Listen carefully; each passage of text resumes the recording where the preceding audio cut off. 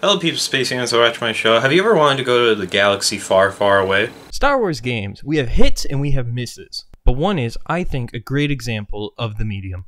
Vader Immortal. Now I remember when this first came out and it was announced that it was for Oculus only. I had a Vive at the time. But now it's available for PlayStation VR. For the 10 people that have it. I watched the first bit of the game that Star Wars Theory covered. I feel most of you already know him, but if you don't, I'll link his first episode of the game in the description. It looked so fun, and seeing him get giddy when Vader entered the room made me wish I could have that experience. And a full 2 years later, I was finally able to experience it with my Oculus Rift S. I think by far this is the most fun I've had with a Star Wars game since Battlefront 2's campaign. The Iden Versa one. Yeah, I'm one of those guys. And recently I finally played Fallen Order, and though I had a frustrating time with it, Vader Immortal still beat it out. And was created by ILMxLAB. Good job! So why don't we go through the aspects of the game in different parts, starting with the gameplay. As I stated before, Vader Immortal was originally an Oculus Rift exclusive, but it's now also exclusive to PSVR. The medium VR, holy shit, is the best thing for Star Wars games. Instead of rebooting the Battlefront or making Soulsborne Sekiro with Joker, they should make more VR games in the galaxy far, far away. Gameplay is standard for most VR games. Look around is your head and also a joystick so you don't get too disoriented. Quite frankly, I only use the joystick because this is my play area and I've already nearly broke $100 plus controllers before, so I'm not going to take that chance. My favorite aspect of the game is you don't have a name and all you see of the character is gloves, meaning this character is truly you. You are the lead protagonist. Anyone can be this character and it's a great touch, especially in VR where the whole game is told from your perspective. All the game tells you is you are a descendant of Lady Corvax, something we'll get to later. Now the moving is basic for most VR games, teleportation. That's my only problem with the controls for in episode 1. We'll talk about another problem in episode 2. I understand the teleportation mechanic in VR games. Teleportation is the best when it comes to keeping the monster that has motion sickness at bay, but the teleportation is scripted. Let me explain. Imagine you want to go somewhere, but you hit an invisible wall because you can't go there yet, right? Now imagine if that spot is a character. You can't lead the group. You have to always follow. You can't get ahead of the group, and sometimes you can't teleport to spots you should be able to go to. Or, slightly more annoying, when the game forces you to stand in one spot and all you can do to look around is walk around your play area.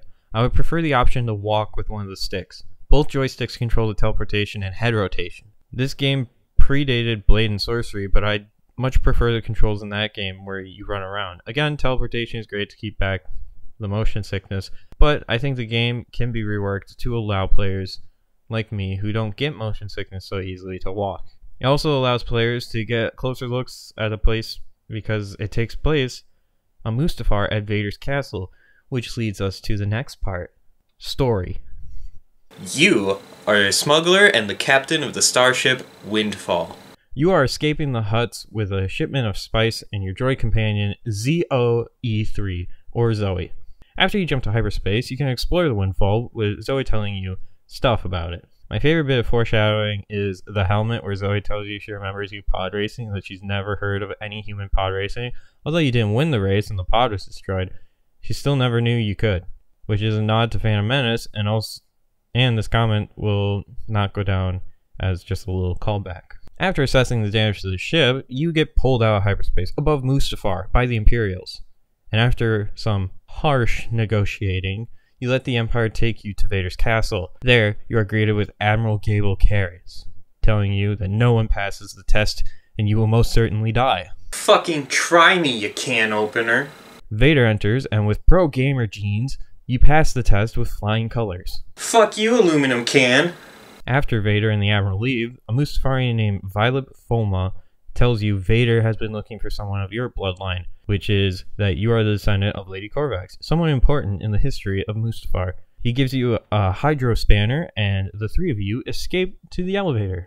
After a hasty moment where Violet blows your cover, he goes to buy you some time as you continue your escape. You then travel through some service ducts to reach a dojo and train with a fucking lightsaber. This is the greatest bit of lightsaber combat I've ever experienced that wasn't my friends and I swinging toy sabers at each other. However, the opinion will slightly change later on, but after you climb a bit more, you get to access shafts and look over Vader and the Black Bishop. There, you learn about something called the Eon Engine and Bright Star, and that you are the one who can find the Bright Star. After which, you go down into the bowels of the castle and borrow a skiff, which you have to defend Zoe as she hotwires it. This is where the opinion starts to change with the lightsaber combat, because it's almost just what most video games do.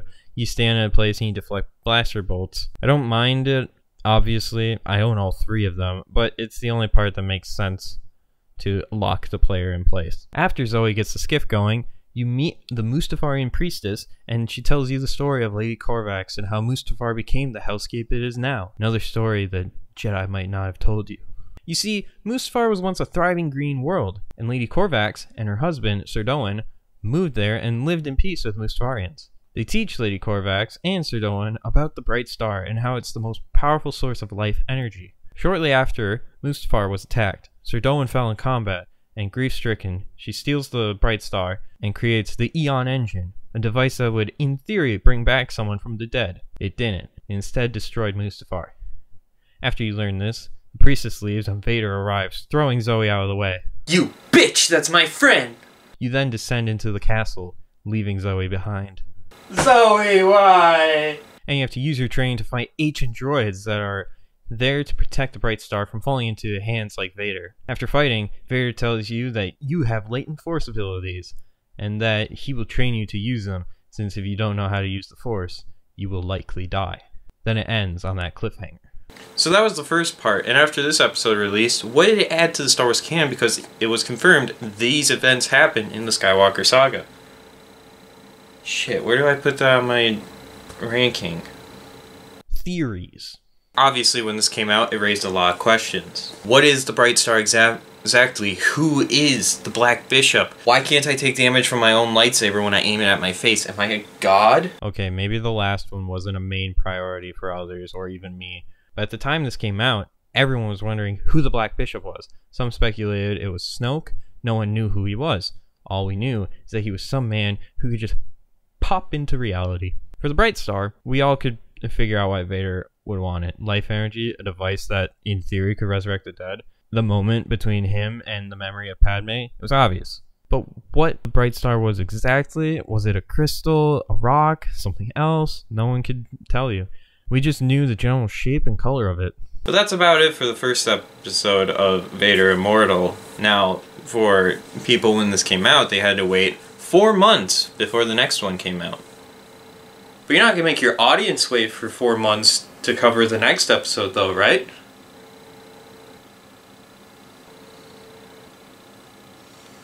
Don't tempt me. I'm not!